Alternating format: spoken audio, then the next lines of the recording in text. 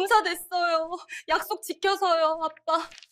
보고 싶어요. 수지는 그토록 원하던 검사가 되었지만 마음 한켠이 너무 허전했습니다. 사법고시에 최연소로 합격했음에도 함께 축하해줄 아버지가 없었기 때문이죠. 그래서 아버지의 납골당에서 울고 있던 와중에 우연히 어떤 노부부와 마주치게 되는데 이 우연이 수진의 인생을 송두리째 바꾸게 됩니다. 과연 무슨 일이 일어난 걸까요? 수진의 인생이 어떻게 바뀔지 궁금하시다면 이야기의 끝까지 함께 해주세요. 이야기 시작하겠습니다.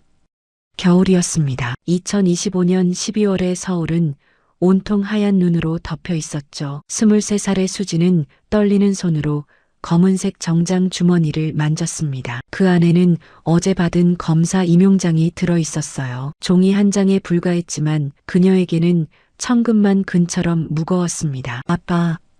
입술이 파르르 떨렸어요. 목소리는 간신히 새어나왔습니다. 도심 한복판에 자리 잡은 납골당 건물이 눈앞에 보였습니다. 회색빛 콘크리트 건물은 차갑고 무표정했죠. 하지만 수진에게는 세상에서 가장 따뜻한 곳이었어요. 엘리베이터 버튼을 누르는 손가락이 떨렸습니다. 5층 특별실, 그곳에 아버지가 계셨죠. 문이 열리자 익숙한 향냄새가 코끝을 스쳤습니다. 백합과 국화의 향기였어요. 수지는 천천히 복도를 걸었습니다. 구두 소리가 텅 빈 복도에 울려 퍼졌죠. 순간 그녀의 발걸음이 멈췄습니다. 복도 끝에서 누군가 걸어오고 있었어요. 나이가 지긋한 남자와 여자였습니다. 남자는 검은색 캐시미어 코트를 입고 있었고 여자는 갈색 모피 코트를 걸치고 있었죠. 무언가 낯익은 얼굴이었습니다. 수지는 고개를 숙이고 조용히 옆으로 비켜섰어요. 두 사람이 지나가기를 기다렸죠. 하지만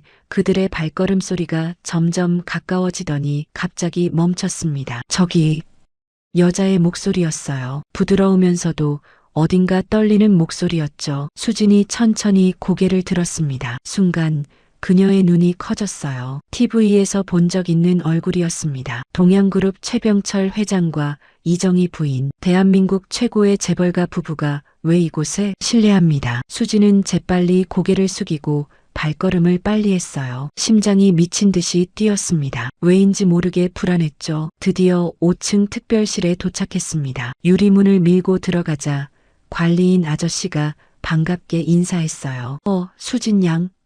오늘도 왔구나. 안녕하세요, 아저씨. 눈이 많이 오는데 괜찮았어? 네, 괜찮아요. 관리인 아저씨는 따뜻한 미소를 지었습니다. 그는 수진이 고등학생 때부터 이곳에 오는 것을 봐왔죠. 비가 오나 눈이 오나 한 달에 한 번은 꼭 찾아오는 학생이었습니다. 오늘은 특별한 날인가 봐? 아저씨가 수진의 정장 차림을 보며 물었어요. 수진은 수줍게 웃으며 주머니에서 임용장을 꺼냈습니다. 검사가 됐어요. 정말? 와, 대단하다. 최연소 합격인 거야? 네, 운이 좋았어요. 운이라니요. 수지는 속으로 웃었습니다. 하루에 4시간밖에 자지 못했던 날들, 편의점 야간 알바를 하며 법전을 외웠던 새벽들, 라면으로 때운 수없이 많은 끼니들, 그 모든 게 운이었을까요? 아버님이 정말 자랑스러워 하실 거야. 관리인 아저씨의 말에 수진의 눈시울이 뜨거워졌습니다. 그럼 가볼게요. 그래, 천천히 다녀와. 수지는 깊게 숨을 들이쉬고 안으로 들어갔어요. 하얀 대리석 벽에 수많은 납골함이 줄지어 있었습니다. 그녀는 익숙한 발걸음으로 한 곳으로 향했죠. 김태준 1979년에서 2005년. 아버지의 이름이 새겨진 납골함 앞에 섰습니다. 무릎이 저절로 꺾였어요. 수지는 납골함 앞에 무릎을 꿇고 앉았습니다. 차가운 대리석 바닥이 무릎으로 전해졌지만 아프지 않았어요. 아빠, 목소리가 갈라졌습니다. 저 해냈어요. 검사가 됐어요. 떨리는 손으로 임용장을 펼쳤습니다. 대한민국 검사 임용장. 김수진. 또렷한 글씨가 흐릿해 보였어요. 눈물 때문이었죠. 최연소예요. 23살에 검사가 됐어요. 아빠가 그렇게 원하던 말을 잊지 못했습니다. 목구멍이 메어왔어요. 20해 전 아버지의 목소리가 귓가에 울려 퍼지는 것 같았습니다. 우리 수진이는 훌륭한 사람이 될 거야. 정의를 위해 사는 멋진 사람이 될 거야. 그때는 몰랐어요. 왜 아버지가 그런 말을 했는지, 왜 그렇게 간절한 눈빛으로 자신을 바라봤는지, 이제는 알 것 같았습니다. 엄마가 많이 고생했어요. 수진의 목소리가 떨렸습니다. 새벽 시장에서 김밥 팔고, 식당에서 설거지하고, 편의점에서 밤새 일했어요. 저 때문에, 저 공부시킨다고 눈물이 뺨을 타고 흘러내렸습니다. 근데 엄마는 한 번도 힘들다고 안 했어요. 오히려 제가 밤새 공부하면 더 미안해했죠. 우리 수진이 고생한다고. 수진은 손등으로 눈물을 닦았어요. 사실 포기하고 싶을 때가 많았어요. 너무 힘들어서 이렇게 살아야 하나 싶어서 고시원 3평방이 떠올랐습니다. 곰팡내 나는 이불, 끊어질 듯한 보일러 소리, 벽 너머로 들려오는 옆방 아저씨의 기침 소리. 근데 그때마다 아빠 생각이 났어요. 아빠가 꿈꾸던 정의로운 세상. 그게 뭔지는 잘 모르겠지만 그래도 한번 만들어보고 싶었어요. 수지는 낙고람에 손을 대었습니다. 차가운 대리석이었지만 이상하게 따뜻하게 느껴졌어요. 앞으로 잘할게요. 검사로서 부끄럽지 않게 살게요. 그녀는 주머니에서 편지 봉투를 꺼냈습니다. 어젯밤 내내 쓰고 또 쓴 편지였죠. 사랑하는 아빠에게. 저 수진이에요. 드디어 검사가 됐어요. 아빠가 그토록 바라던 정의를 실현할 수 있는 사람이 됐어요. 비록 아빠는 제 곁에 없지만 항상 제 마음속에 살아계세요. 앞으로 절대 정의에서 벗어나지 않을게요. 약속해요. 사랑해요, 아빠. 수진 올림. 편지를 낙고람 옆에 놓으며 수진은 다시 한번 깊게 절했습니다. 바로 그때였어요. 저기요. 뒤에서 조심스러운 목소리가 들렸습니다. 수진이 놀라 뒤를 돌아봤어요. 아까 복도에서 마주친 이정희 부인이 서 있었습니다. 그녀의 눈가는 빨갛게 충혈되어 있었죠.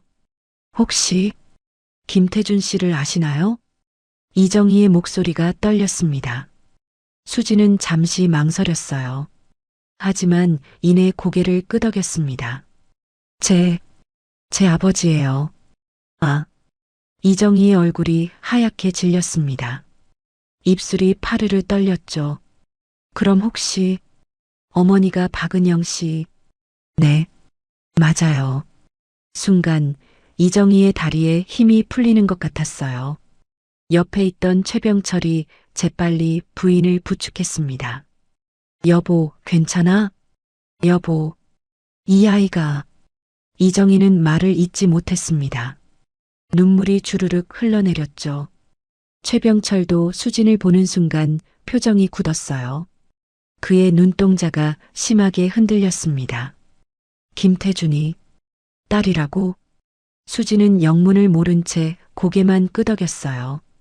죄송한데 저희 아버지를 아시나요? 최병철이 입을 열려다가 다시 다물었습니다. 무언가 말하고 싶은 게 많은 것 같았지만 꾹 참고 있는 표정이었죠.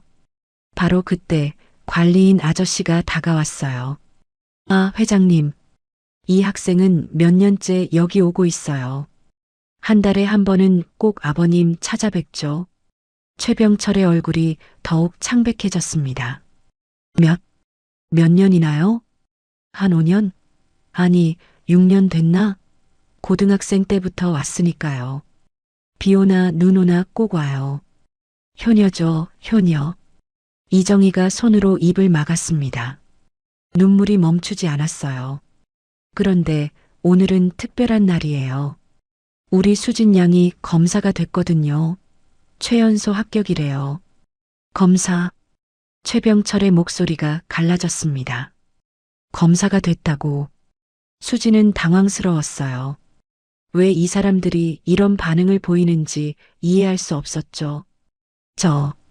죄송한데 제가 가봐야 해서. 수진이 자리를 뜨려 하자 이정희가 급히 말했어요. 잠깐만요. 그녀는 떨리는 손으로 핸드백을 뒤졌습니다. 명함을 꺼내 수진에게 건넸죠. 언제든 연락 주세요. 꼭이요. 수진은 어리둥절한 표정으로 명함을 받았어요. 아, 네. 감사합니다. 그녀는 마지막으로 아버지 납골함을 바라보고 인사했습니다. 아빠, 다음 달에 또 올게요. 수진이 특별실을 나간 후 최병철과 이정희는 한동안 그 자리에 서 있었습니다. 여보, 이정희의 목소리가 간신히 나왔어요. 태준이, 우리 태준이 딸이. 그만해. 최병철의 목소리는 낮고 떨렸습니다. 지금은 그만하자. 그는 천천히 김태준의 납골함 앞으로 걸어갔어요. 납골함 옆에 놓인 검사 임용장과 편지가 보였습니다. 정의를 위해 살겠다. 편지에 적힌 글귀가 그의 가슴을 찔렀어요. 최병철은 주먹을 꽉 쥐었습니다. 손톱이 손바닥을 파고들었지만 아프지 않았어요. 아니, 아픔을 느낄 수 없었습니다. 20년 전에 그날이 떠올랐으니까요. 태준아. 그의 입술이 떨렸습니다. 미안하다. 정말 미안하다. 납골당 밖으로 나온 수지는 하늘을 올려다봤어요. 눈이 더 거세게 내리고 있었습니다. 하얀 눈송이가 얼굴에 닿았다가 녹아내렸죠. 아빠, 보고 계시죠? 그녀는 하늘을 향해 작게 속삭였어요. 이제 시작이에요. 아빠가 못다 이룬 꿈, 제가 이어갈게요. 검은 정장 위로 하얀 눈이 소복이 쌓였습니다. 수지는 눈을 털어내지 않았어요.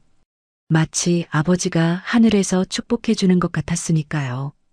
그녀는 명함을 다시 한번 내려다봤습니다. 동양그룹 이정희. 왜 그들이 아버지를 알고 있을까? 왜 그런 반응을 보였을까? 수진의 마음속에 작은 의문이 생겼어요. 하지만 지금은 그것보다 중요한 게 있었습니다. 내일부터 그녀는 검사로서 첫 출근을 하게 됩니다. 정의를 위한 첫걸음을 떼게 되는 거죠. 수지는 발걸음에 힘을 주며 걸었어요. 눈길이 미끄러웠지만 넘어지지 않았습니다. 아버지가 지켜보고 있으니까요. 그리고 이제 혼자가 아니니까요. 20년 전 2005년의 봄이었습니다. 서울대학교 법과대학 강의실은 학생들로 가득했어요. 노동법 특별 세미나가 열리는 날이었죠.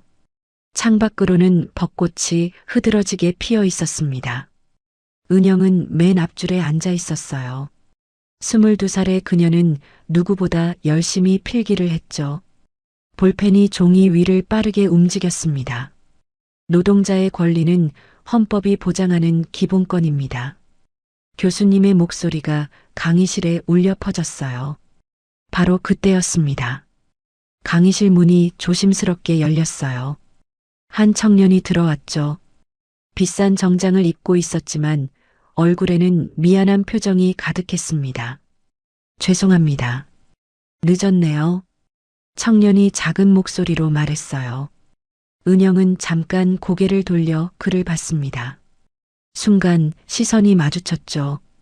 청년이 어색하게 웃으며 은영 옆에 빈자리를 가리켰어요. 여기 앉아도 될까요? 은영은 고개를 끄덕였습니다. 청년이 조심스럽게 자리에 앉았어요. 가방에서 노트를 꺼내는 모습이 서툴러 보였죠. 혹시 필기 좀 볼 수 있을까요? 앞부분을 못 들어서. 은영은 말없이 노트를 옆으로 밀었습니다. 고마워요. 청년의 목소리는 따뜻했어요. 세미나가 끝난 후 은영이 가방을 챙기려는데 청년이 다가왔습니다. 아까는 정말 고마웠어요. 저 최태준이라고 해요. 박은영이에요. 태준이 손을 내밀었고 은영은 잠시 망설이다가 악수했어요. 법대생이신가 봐요? 네, 3학년이에요. 저는 사실 경영학과예요. 근데 노동법에 관심이 있어서 왔어요. 은영의 눈빛이 궁금해졌습니다. 경영학과 학생이 노동법에요? 태준이 쑥스럽게 웃었어요. 아버지 회사를 물려받을 예정이거든요. 근데 노동자들의 권리도 알아야 제대로 된 경영을 할 수 있다고 생각해요. 은영은 놀란 표정을 지었습니다. 이런 생각을 하는 재벌 후계자라니. 혹시 커피 한잔 할래요? 노동법에 대해 더 이야기하고 싶은데. 태준의 제안에 은영은 잠시 고민했어요. 하지만 그의 진심 어린 눈빛에 마음이 움직였죠. 좋아요. 그것이 시작이었습니다. 카페에서 그들은 3시간이나 이야기를 나눴어요. 태준은 자신의 꿈을 말했죠. 저는 현장 중심의 경영을 하고 싶어요. 사무실에만 앉아 있는 게 아니라 직접 공장에 가서 노동자들과 대화하고 싶어요. 은영의 눈이 반짝였습니다. 정말 그런 경영자가 되고 싶으세요? 네. 아버지는 반대하시지만 저는 그게 맞다고 생각해요. 그날 이후로 그들은 자주 만났습니다. 도서관에서 함께 공부하고 학교 근처 작은 식당에서 밥을 먹었죠. 태주는 비싼 레스토랑보다 김밥 천국을 더 좋아했어요. 이런 데가 더 편해요. 사람 사는 냄새가 나잖아요. 은영은 그런 태준이 좋았습니다. 하지만 행복은 오래가지 못했어요. 어느 날 태준이 어두운 표정으로 은영을 찾아왔습니다. 은영아. 목소리가 떨렸어요. 무슨 일이에요? 아버지가 우리 사이를 아신 것 같아. 은영의 얼굴이 창백해졌습니다. 그래서요? 집에 오지 말라고 하셨어. 내가 나를 이용하려 한다고. 은영의 가슴이 아팠어요. 하지만 예상했던 일이었죠. 괜찮아요. 처음부터 쉬울 거라고 생각하지 않았어요. 태준이 은영의 손을 잡았습니다. 미안해. 내가 더 강했어야 하는데. 아니에요. 우리 천천히 설득해요. 하지만 시간이 지날수록 상황은 더 나빠졌어요. 최병철 회장은 아들을 집에서 쫓아냈습니다. 태주는 작은 원룸을 얻어 살기 시작했죠. 괜찮아. 오히려 자유로워서 좋아.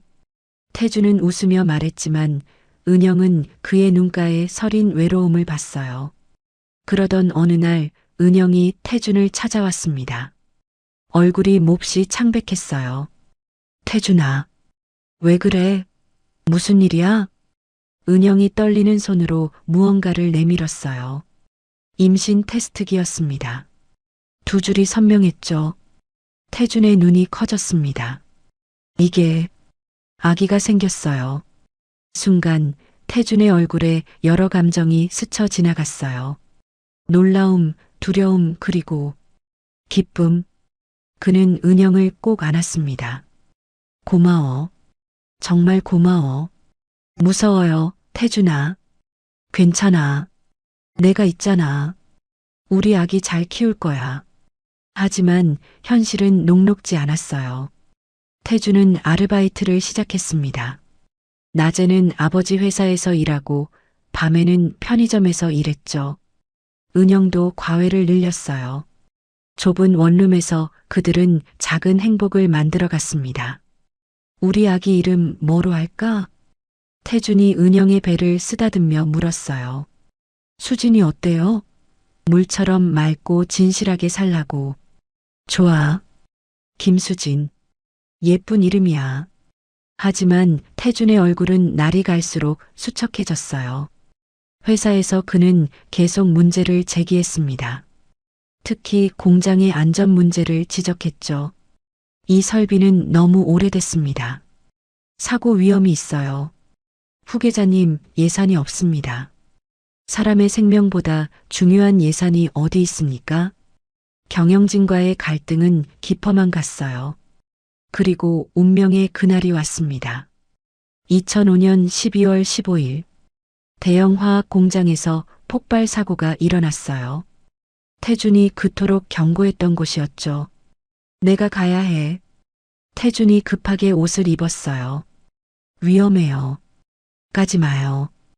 은영이 만류했지만 태주는 고개를 저었습니다. 내가 경고했는데도 사고가 났어. 책임을 져야 해. 태준아, 걱정 마. 금방 올게. 그가 은영의 이마에 입을 맞췄어요. 수진이 잘 부탁해. 그것이 마지막이었습니다. 태주는 현장에서 노동자들을 구하느라 동분서주했어요. 화재를 진압하고 부상자들을 옮겼죠. 그리고 새벽 4시 현장에서 돌아오던 그의 차가 도로에서 미끄러졌습니다. 빗길이었다고 했어요. 하지만 사고 현장에 브레이크 자국이 없었대요. 경찰의 설명이었습니다. 그럼 뭔가 이상한 거 아니에요? 은영이 울부짖었지만 사고는 단순 교통사고로 처리됐어요. 장례식장. 은영은 갓 태어난 수진을 안고 밖에 서 있었습니다. 들어갈 수 없었어요.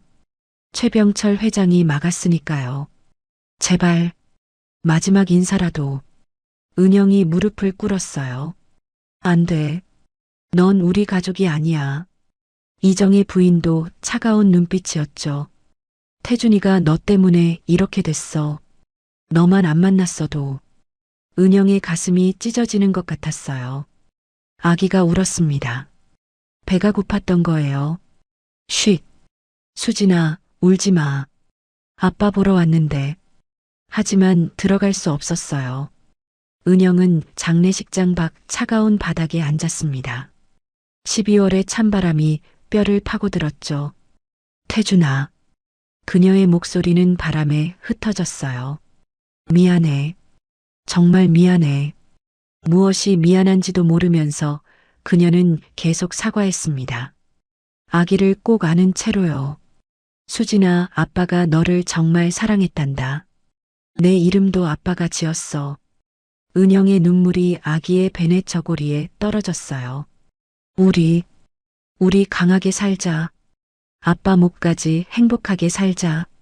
하지만 그 말을 하는 은영의 목소리는 너무나 슬펐습니다.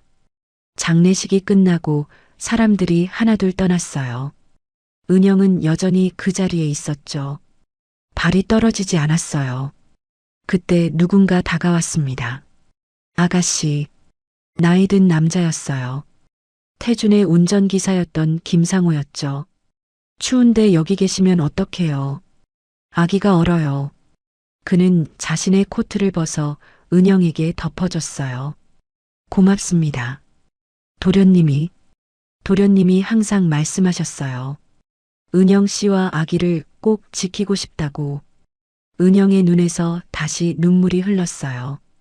저한테 이걸 전해달라고 하셨어요. 김상우가 봉투를 건넸습니다. 편지였어요. 태준이 쓴 사랑하는 은영에게. 이 편지를 읽고 있다면 아마 내가 없는 거겠지? 미안해. 너와 수진이를 지켜주지 못해서. 하지만 포기하지 마. 우리 수진이를 훌륭하게 키워줘.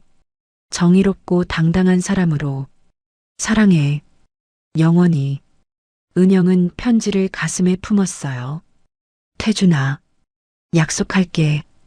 우리 수진이 내가 꿈꾸던 세상을 만들 수 있는 사람으로 키울게. 차가운 겨울바람이 불었습니다. 은영은 아기를 더 꼭 안았어요. 새 삶이 시작되는 순간이었습니다. 아니, 지옥이 시작되는 순간이었죠.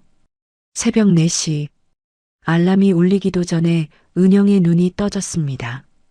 몸이 시계를 기억하고 있었어요. 수진아, 엄마 나갔다 올게. 10살 수진이 잠결에 고개를 끄덕였어요. 은영은 딸의 이마에 살짝 입을 맞췄습니다. 차가운 겨울 공기가 폐를 찔렀어요. 하지만 멈출 수 없었죠. 새벽 시장에는 벌써 사람들이 북적였습니다. 언니, 오늘도 일찍 왔네.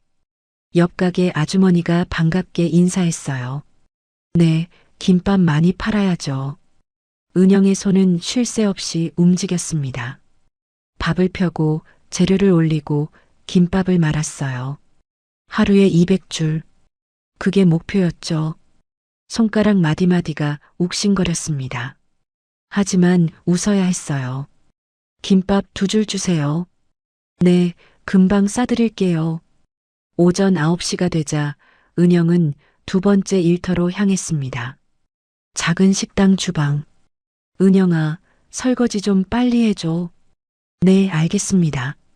뜨거운 물에 손이 빨갛게 익었어요. 고무장갑은 이미 구멍이 나 있었죠. 하지만 새로 살 여유가 없었습니다. 그릇을 닦으며 은영은 생각했어요. 수진이 학원비를 내야 하는데 오후 5시 집으로 돌아온 은영은 쓰러질 듯 피곤했지만 웃으며 수진을 맞았어요. 엄마, 수진이 뛰어와 안겼습니다. 우리 딸, 오늘 학교 어땠어? 좋았어요. 오늘 진로 체험 신청했어요. 어디로? 검찰청이요. 검사 아저씨들 만나러 가요. 은영의 가슴이 뭉클했어요. 태준이 살아있었다면 얼마나 기뻐했을까요? 그래, 잘했어. 밤 10시. 은영은 다시 일터로 향했습니다. 편의점 야간 아르바이트. 새벽 6시까지 혼자 가게를 지켜야 했어요. 졸음과 싸우며 물건을 정리하며 손님을 맞으며 가끔 취객들이 와서 시비를 걸 때도 있었죠. 아줌마, 뭘 그렇게 쳐다봐? 죄송합니다. 계산해 드릴게요. 모욕감이 밀려와도 참아야 했습니다. 수진이를 위해서 그렇게 3년이 흘렀어요. 중학생이 된 수진은 그날을 평생 잊지 못했습니다. 검찰청 견학 프로그램. 학생들, 이곳이 검사실입니다. 수진의 눈이 반짝였어요. 높은 책장에 가득한 법전들. 진지한 표정으로 서류를 보는 검사님들. 검사가 되려면 어떻게 해야 해요? 수진이 손을 들고 물었어요. 젊은 검사가 미소를 지었습니다. 법대를 나와서 사법고시에 합격해야 해요. 정말 어려운 시험이죠. 저도 할 수 있을까요? 물론이죠. 노력하면 누구나 할 수 있어요. 그날 밤 수진은 은영에게 말했어요. 엄마, 나 검사가 되고 싶어요. 은영의 손이 멈췄습니다. 검사가 되고 싶다고? 네. 나쁜 사람들을 벌주고 억울한 사람들을 도와주고 싶어요. 은영의 눈에 눈물이 고였어요. 태준이 했던 말과 똑같았으니까요. 그래. 우리 수진이가 하고 싶은 거라면 엄마가 도와줄게. 하지만 현실은 만만치 않았습니다. 고등학생이 된 수진은 매일 도서관에서 살았어요. 학원은 꿈도 꿀 수 없었죠. 대신 무료 인터넷 강의를 들었습니다. 수진아, 우리 같이 노래방 갈래?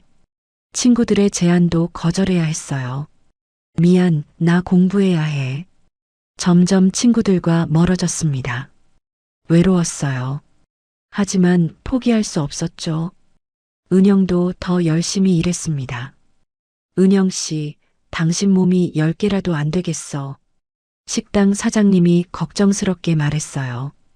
괜찮아요. 익숙해요. 하지만 몸은 정직했습니다. 어느 날 은영이 쓰러졌어요. 엄마, 수진이 울며 119를 불렀죠.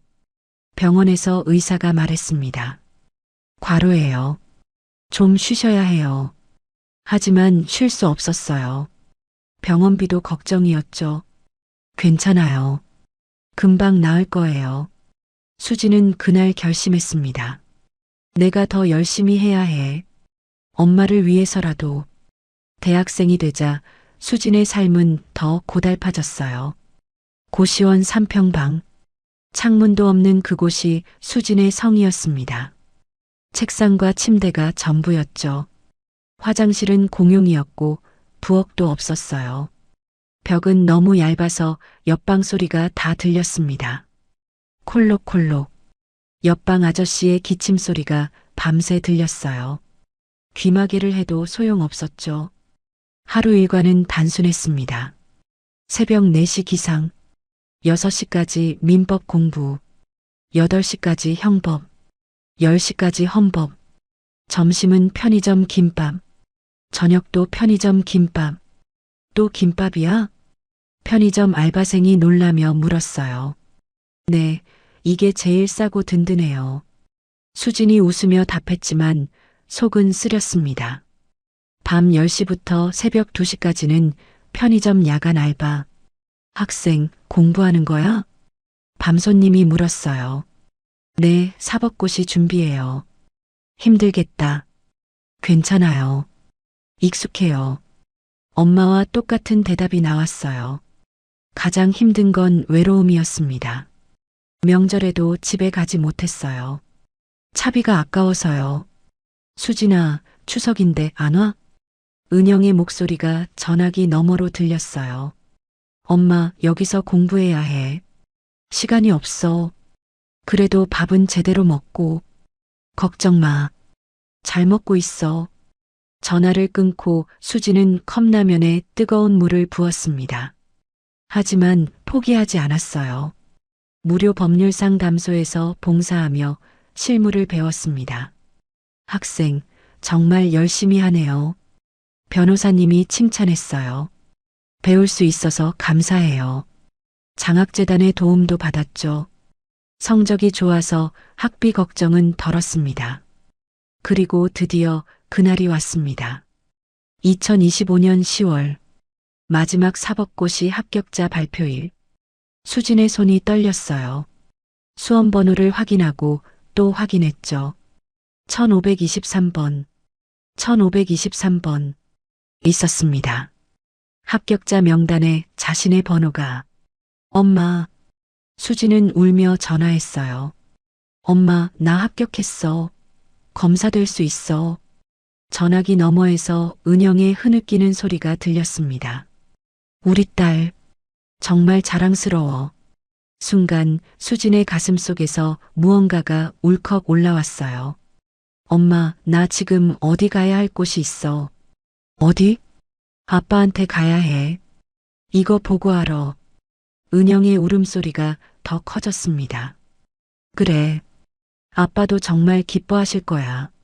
수지는 고시원을 나섰어요. 하늘이 유난히 맑았습니다. 가을 햇살이 따스했죠. 20년 만에 아버지를 찾아가는 길. 처음으로 좋은 소식을 들고 가는 길이었어요. 아빠, 저 해냈어요. 드디어 해냈어요. 수지는 하늘을 보며 속삭였습니다. 눈물이 뺨을 타고 흘렀지만 이번엔 기쁨의 눈물이었어요. 서울중앙지검 특수부. 수지는 떨리는 마음으로 사무실 문을 열었습니다. 첫 출근이었어요. 신임 검사님이시죠? 김수진 검사님? 선배 검사가 따뜻하게 맞아줬어요. 네, 잘 부탁드립니다. 특수부는 처음이라 어려우실 텐데 차근차근 배우시면 돼요. 수지는 깊게 고개를 숙였습니다. 그날 오후 부장검사가 수진을 불렀어요. 김 검사, 이 사건 맡아보게. 서류 뭉치가 책상 위에 쿵 하고 놓였습니다. 동양그룹 산업재해 및 비자금 의혹 사건. 수진의 심장이 쿵쾅거렸어요. 동양그룹이라니. 낙골당에서 만났던 그 부부의 회사였죠. 문제 없겠지? 부장검사의 날카로운 눈빛이 수진을 바라봤어요. 네, 최선을 다하겠습니다. 수진은 서류를 들고 자리로 돌아왔습니다. 첫 장을 넘기자 손이 떨렸어요. 2005년 12월 15일 동양화학 공장 폭발 사고. 사망 3명, 부상 17명. 20년 전 아버지가 돌아가신 그 해였습니다. 계속 읽어 내려갔어요. 사고 원인 노후 설비 관리 소홀. 안전 점검 보고서 조작 의혹. 가슴이 답답했습니다. 뭔가 연결고리가 있는 것 같았어요. 일주일 후 압수수색 날이 밝았습니다. 준비됐나? 선배 검사가 물었어요. 네, 준비됐습니다. 하지만 수진의 손은 미세하게 떨리고 있었죠. 동양그룹 본사 지하 창고. 먼지 쌓인 서류 상자들이 산더미처럼 쌓여 있었어요. 2005년 자료는 이쪽입니다. 직원이 안내했습니다. 수지는 하나하나 상자를 열어봤어요. 숨이 막힐 것 같은 먼지 속에서 서류를 뒤졌죠. 그때였습니다. 안전점검 보고서 작성자 최태준. 수진의 눈이 커졌어요. 최태준. 설마. 아버지. 떨리는 손으로 보고서를 펼쳤습니다. 본설비는 즉시 교체가 필요합니다. 폭발 위험이 매우 높습니다. 인명피해가 우려되니 시급한 조치를 요청합니다. 아버지의 필체였어요. 어릴 때 본 일기장의 글씨와 똑같았습니다. 순간 수진의 눈앞이 흐릿해졌어요. 김 검사님, 괜찮으세요? 동료가 걱정스럽게 물었습니다. 아, 네, 괜찮아요. 수진은 급히 눈물을 닦았어요. 그 보고서 뒤에는 또 다른 문서가 있었습니다. 보고서 검토 의견 예산 부족으로 차년도로 연기. 그리고 맨 아래 서명. 대표이사 최병철. 수진의 주먹이 꽉 쥐어졌어요. 그들이 알고 있었습니다.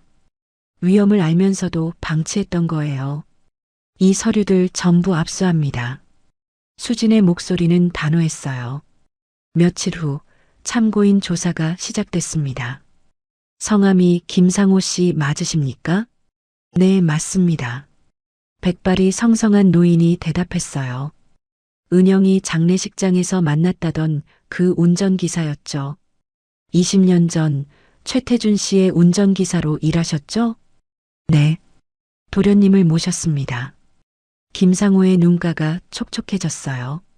사고 당일에 대해 말씀해 주시겠습니까? 노인은 깊은 한숨을 쉬었습니다. 그날 이상했어요. 뭐가 이상했나요? 도련님 차 브레이크가 전날까지 멀쩡했거든요. 제가 매일 점검했으니까요. 수진의 펜이 멈췄어요. 그럼 브레이크 고장이 아니었다는 말씀인가요? 김상우가 고개를 끄덕였습니다. 그리고 도련님이 그 전날 이상한 전화를 받으셨어요.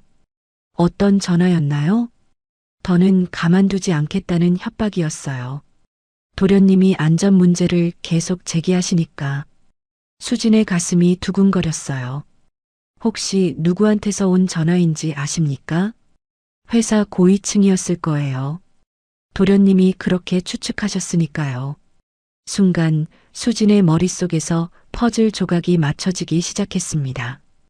김상호 씨, 법정에서 증언하실 수 있으십니까? 노인이 잠시 망설였어요. 저도 이제 나이가.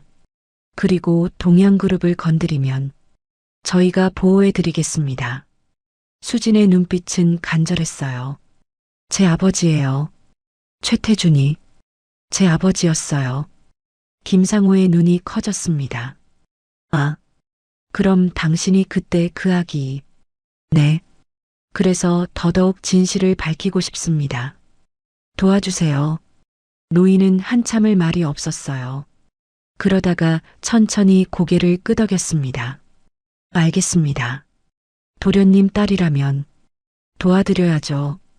다음 날 수진의 사무실로 전화가 왔어요. 김수진 검사님이시죠? 부드러운 남자 목소리였습니다. 네, 그렇습니다. 동양그룹 법무팀장입니다. 잠깐 뵐 수 있을까요? 수진은 잠시 망설였지만 만나기로 했어요. 고급 호텔 라운지. 정장 차림의 중년 남자가 기다리고 있었습니다. 김 검사님 오셨군요. 무슨 일로 부르셨나요? 수진은 차갑게 물었어요. 차 한잔 하시면서 이야기하시죠.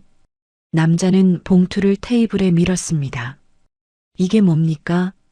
장학금이라고 생각하세요. 젊은 검사님의 미래를 위한 투자죠. 수진의 얼굴이 굳었어요. 지금 저를 매수하려는 겁니까? 매수라니요. 그저 현명한 선택을 하시라는 겁니다. 법무팀장의 목소리는 여전히 부드러웠어요. 신임 검사님, 너무 깊이 파지 마세요. 20년 전 일이에요. 이미 다 끝난 일입니다. 끝난 일이 아닙니다. 수진의 목소리가 떨렸어요. 아직 진실이 밝혀지지 않았어요. 진실이요? 세상에 완벽한 진실이 어디 있습니까? 남자가 의미심장하게 웃었어요. 그리고 혹시 아십니까? 당신 아버지가 왜 그날 밤 혼자 운전하셨는지? 수진의 눈빛이 흔들렸습니다. 무슨 말씀이죠? 원래는 김상호 씨가 운전했어야 했는데 그날따라 도련님이 혼자 가셨더군요. 왜였을까요? 법무팀장은 일어서며 명함을 놓았어요. 곰곰이 생각해 보세요. 그리고 현명한 판단하시길. 그가 떠난 후 수지는 한동안 그 자리에 앉아 있었습니다. 봉투는 열어보지도 않았어요. 아빠가 왜 혼자 운전했을까? 새로운 의문이 생겼지만 수진의 의지는 꺾이지 않았습니다. 오히려 더 단단해졌죠. 사무실로 돌아온 수진은 더 열심히 서류를 뒤졌어요. 그리고 발견했습니다. 사고 당일 회사 내부 회의록을, 최태준 이사의 계속된 문제 제기로 인한 경영상 차질, 강경한 대응 필요, 그리고 회의 참석자 명단. 그 안에는 현재 동양그룹 부회장이 된 사람들의 이름이 있었어요. 수지는 심호흡을 했습니다. 이제 시작이었어요. 선배님, 구속영장 청구 준비하겠습니다. 선배 검사가 놀란 표정을 지었어요.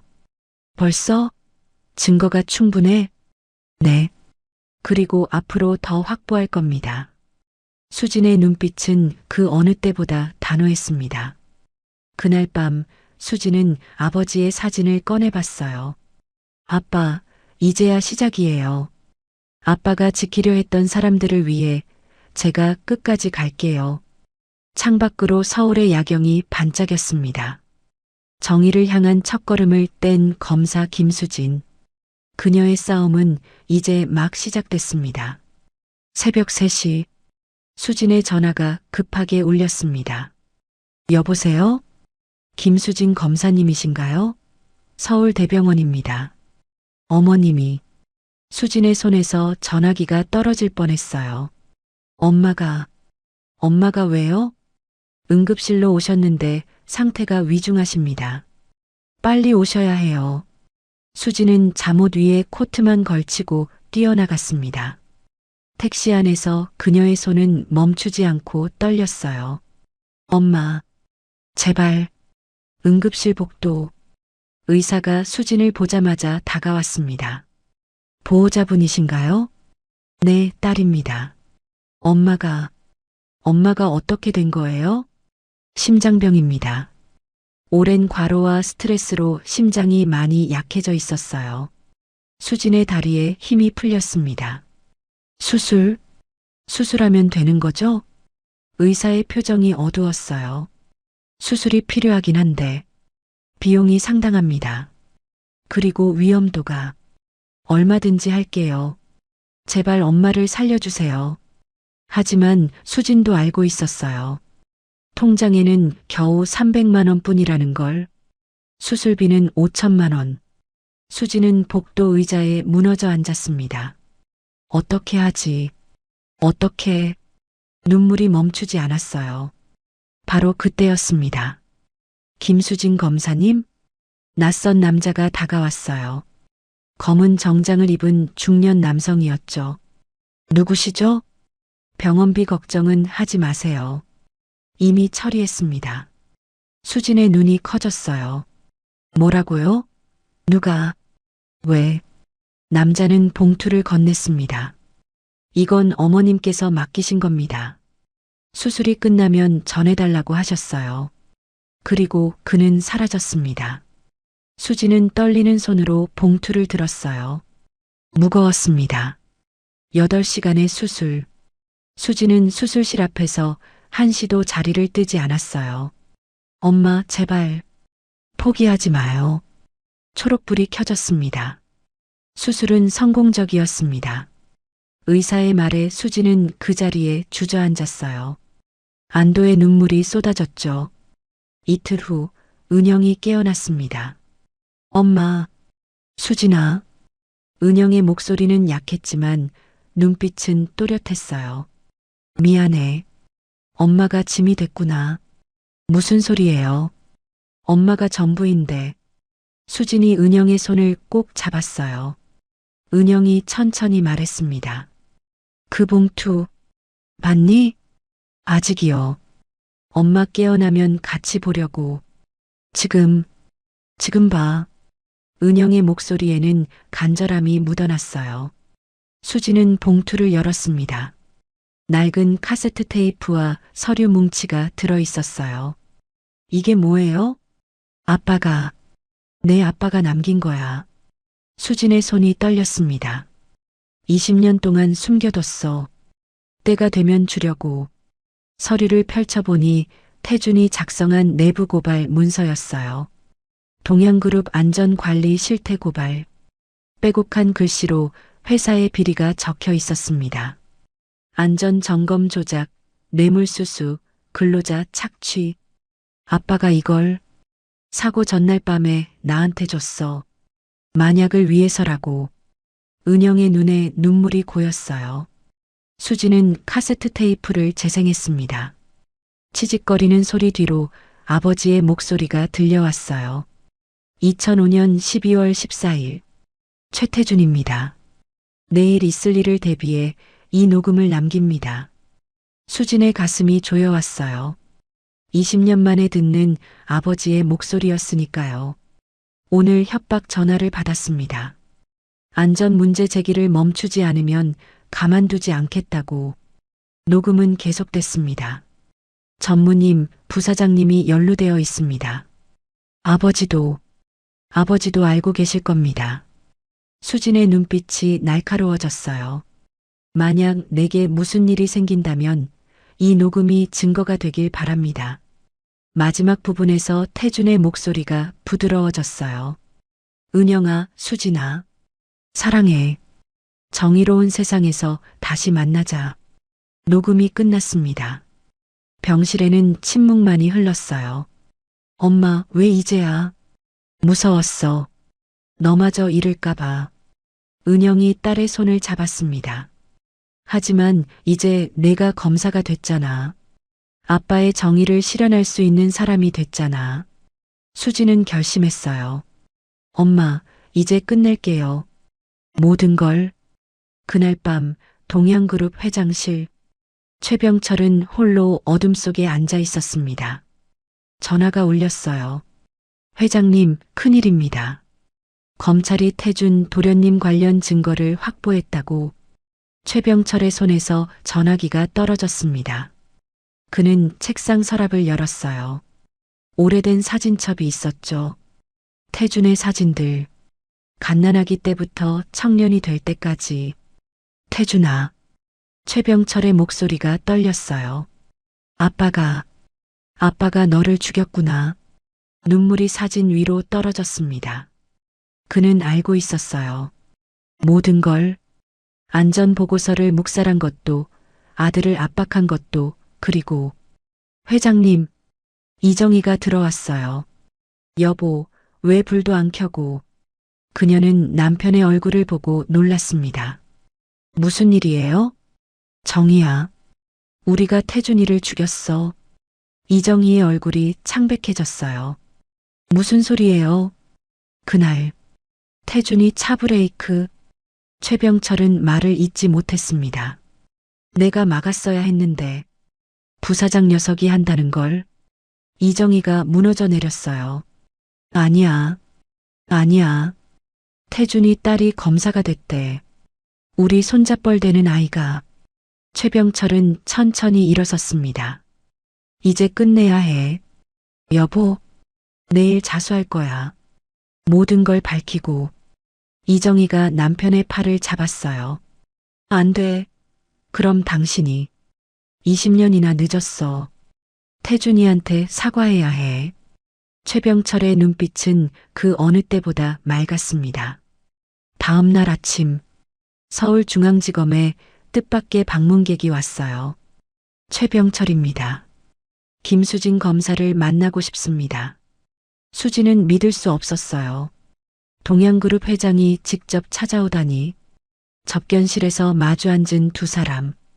최병철이 먼저 입을 열었습니다. 먼저 사과하고 싶습니다. 무슨, 당신 아버지 최태준은 내 아들이었습니다. 수지는 이미 짐작하고 있었지만 직접 듣자 가슴이 먹먹했어요. 그리고 최병철은 서류 봉투를 꺼냈습니다. 이건 그날의 진실입니다. 모든 걸 적었습니다. 수지는 떨리는 손으로 서류를 받았어요. 자수하시는 겁니까? 너무 늦었지만 이제라도 아들에게 떳떳한 아버지가 되고 싶습니다. 최병철의 눈에서 눈물이 흘렀어요. 그리고 손녀에게도 수진의 눈시울도 붉어졌습니다. 할아버지, 그 한마디에 최병철은 흐느꼈어요. 20년 만의 진실. 무거웠지만 이제야 모두가 짐을 내려놓을 수 있었습니다. 법정이 술렁였습니다. 대한민국 최고의 재벌 총수가 증인석에 섰으니까요. 증인은 2005년 12월 15일의 사고에 대해 알고 계신 모든 것을 말씀해 주십시오. 수진의 목소리는 차분했지만 손끝은 미세하게 떨리고 있었어요. 최병철이 천천히 입을 열었습니다. 제 아들 최태준은 살해당했습니다. 방청석이 웅성거렸어요. 그리고 그 책임은 저에게 있습니다. 법정의 침묵이 흘렀습니다. 최병철은 20년 전 그날의 일을 하나하나 증언했어요. 안전보고서를 묵살한 일, 아들을 압박한 일, 그리고 부사장이 계획한 일을 막지 못한 일까지. 아들이 죽고 난 후 저는 비겁하게 침묵했습니다. 회사를 지킨다는 핑계로 그의 목소리가 갈라졌어요. 하지만 더는 그럴 수 없습니다. 재판이 끝난 후 수지는 복도에서 최병철을 마주쳤습니다. 감사합니다. 수진이 고개를 숙였어요. 아니다. 내가 고맙다. 최병철의 눈가가 붉어졌습니다. 내 덕분에 태준이에게 조금이나마 속죄할 수 있게 됐으니까. 동양그룹 임원진은 모두 유죄 판결을 받았습니다. 언론은 연일 이 사건을 보도했어요. 20년 만에 밝혀진 진실에 온 나라가 충격에 빠졌죠. 하지만 수진에게 더 중요한 건 따로 있었습니다. 아버지의 명예가 회복됐다는 것. 그리고 수진아, 할아버지가 뵙자고 하셔. 은영이 조심스럽게 말했어요. 엄마는 어떻게 생각하세요? 글쎄, 내가 결정해. 은영의 눈빛은 복잡했습니다. 20년간 자신들을 외면했던 사람들이었으니까요. 하지만 수지는 이미 마음을 정했어요. 만나볼게요. 아빠도 그걸 원하실 것 같아요. 일주일 후 조용한 찻집. 최병철과 이정희가 기다리고 있었습니다. 어서 와요. 이정희의 목소리는 떨렸어요. 안녕하세요. 수진이 인사하자 이정희의 눈에서 눈물이 흘렀습니다. 태준이를 정말 많이 닮았구나. 어색한 침묵이 흐른 후 최병철이 서류를 꺼냈어요. 이걸 보여주고 싶었어. 태준정의 장학재단 설립 계획서. 이게 내 아버지 이름을 딴 재단이야. 산재 피해자들과 공익법조인을 지원할 거야. 수진의 가슴이 뜨거워졌어요. 아빠가 원하던 일이에요. 그래. 태준이가 못다한 일을 이제라도 시작하려고. 이정희가 수진의 손을 잡았습니다. 미안해. 정말 미안해. 20년 동안 너희를 외면했어. 괜찮아요. 수진의 목소리는 따뜻했어요. 이제라도 이렇게 만났잖아요. 계절이 바뀌고 1년이 흘렀습니다. 2026년 12월 다시 눈이 내리는 날. 납골당 5층 특별실에는 4사람이 모여 있었어요. 수진, 은영, 최병철, 이정희. 1년 전과는 다른 모습이었죠. 아빠, 수진이 납골함 앞에 섰습니다. 이제 혼자가 아니에요. 엄마도 할아버지도 할머니도 함께 왔어요. 은영이 딸의 어깨에 손을 얹었어요. 태준아, 우리 수진이 정말 훌륭한 검사가 됐어. 내가 본다면 얼마나 자랑스러워할까. 최병철도 한 발 앞으로 나섰습니다. 아들아, 이제야 왔다. 용서해다오. 그의 목소리는 눈물에 젖어 있었어요. 너무 늦었지만 이제라도 내가 꿈꾸던 세상을 만들어 볼게. 이정희는 말없이 눈물만 흘렸습니다. 20년 만에 가족 상봉이었어요. 비록 한 사람은 이 세상에 없지만. 어머, 이게 뭐예요? 수진이 놀란 목소리를 냈어요. 납골함 옆에 새로운 명패가 있었습니다. 정의와 책임을 나누는 이들을 위한 안식처. 우리가 준비했어. 최병철이 말했어요. 이제 이곳은 태준이만의 공간이 아니야. 정의를 위해 싸우다 떠난 모든 이들을 위한 곳이 될 거야. 수진의 눈물이 뚝뚝 떨어졌습니다. 아빠가 정말 좋아하실 거예요. 그들은 한참 동안 그곳에 서 있었어요.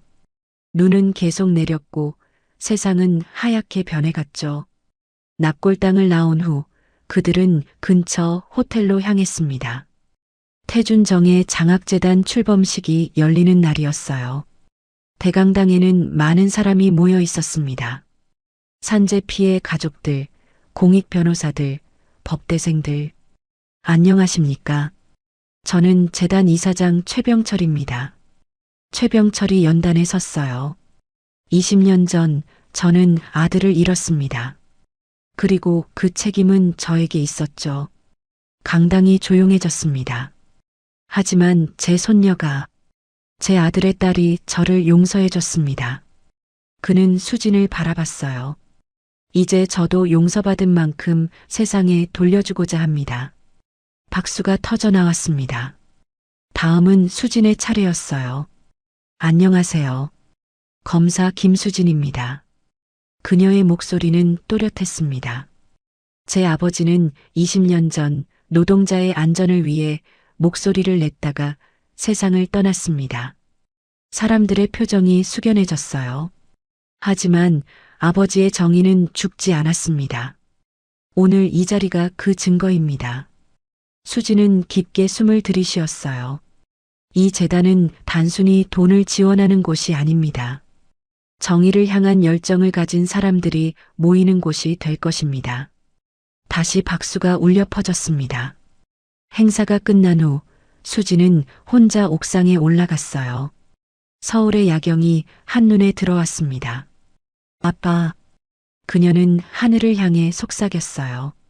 이제 시작이에요. 아빠가 꿈꾸던 정의로운 세상을 만들어 갈게요. 바람이 불어왔습니다. 차가웠지만 상쾌했어요. 검사님, 뒤에서 누군가 불렀습니다. 젊은 법대생이었어요. 저도 검사가 되고 싶어요. 검사님처럼요. 수진이 미소 지었습니다. 할 수 있어요. 포기하지 않는다면. 정말요? 제가 증거예요.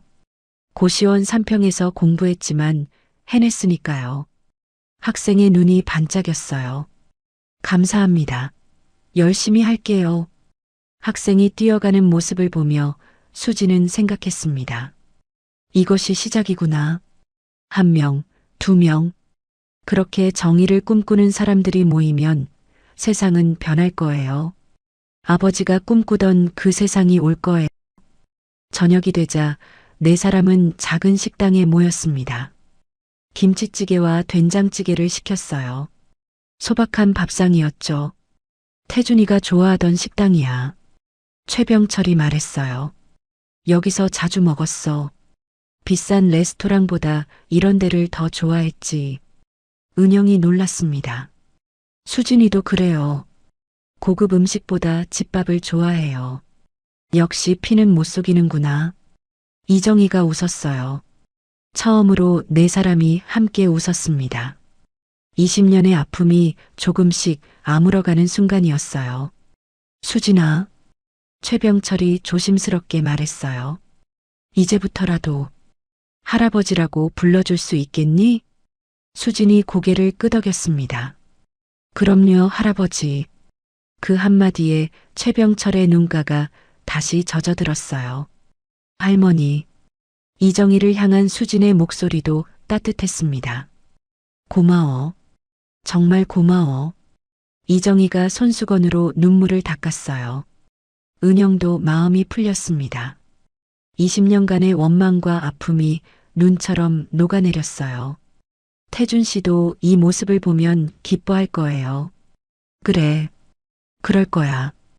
그들은 늦은 시간까지 이야기를 나눴습니다. 태준의 어린 시절, 대학 시절, 그리고 은영과의 추억들까지 웃음과 눈물이 뒤섞인 시간이었어요. 밤이 깊어 헤어질 시간이 됐습니다. 수진아, 은영 씨, 최병철이 두 사람을 불렀어요. 이제 정말 가족이 됐으니 명절 때는 꼭 함께 보내자. 네, 그러죠. 수진이 밝게 대답했어요. 집으로 돌아가는 길, 수진과 은영은 나란히 걸었습니다. 엄마, 괜찮아요? 응, 오히려 마음이 편해졌어. 은영의 표정은 정말 편안해 보였어요. 이제 아빠도 편히 쉬실 수 있을 것 같아. 그렇죠? 두 사람은 밤하늘을 올려다봤습니다. 별들이 반짝이고 있었어요. 그중 가장 밝은 별 하나가 유난히 빛났습니다. 저게 아빠예요. 수진이 말했어요. 우리를 지켜보고 있는 거예요. 은영이 딸의 손을 잡았습니다. 그래, 아빠는 항상 우리와 함께 있어. 다음 날 아침, 수진은 평소처럼 검찰청으로 출근했습니다. 책상 위에는 새로운 사건 파일이 쌓여 있었어요. 김 검사, 이번엔 대기업 채용 비리 사건이야. 선배 검사가 파일을 건넸습니다. 네, 열심히 하겠습니다. 수진의 눈빛은 여전히 날카로웠어요. 아버지의 일은 끝났지만 세상에는 아직도 정의가 필요한 곳이 많았으니까요. 점심시간 수진은 잠시 옥상에 올라갔습니다. 주머니에서 작은 사진을 꺼냈어요. 어제 찍은 가족 사진이었죠. 수진, 은영, 최병철, 이정희. 네 사람이 환하게 웃고 있었습니다. 아빠, 수진이 하늘을 향해 말했어요. 이제 혼자가 아니에요. 우리 모두 함께해요. 바람이 불어왔습니다. 따뜻한 봄바람 같았어요. 한겨울인데도 수진은 사진을 가슴에 품고 다시 사무실로 내려갔습니다. 앞으로도 바쁜 날들이 기다리고 있었어요. 하지만 이제는 두렵지 않았습니다. 가족이 있으니까요. 그리고 아버지의 정의가 자신을 통해 계속되고 있으니까요. 당신의 정의가 계속됩니다, 아빠. 수진의 발걸음은 그 어느 때보다 가벼웠습니다.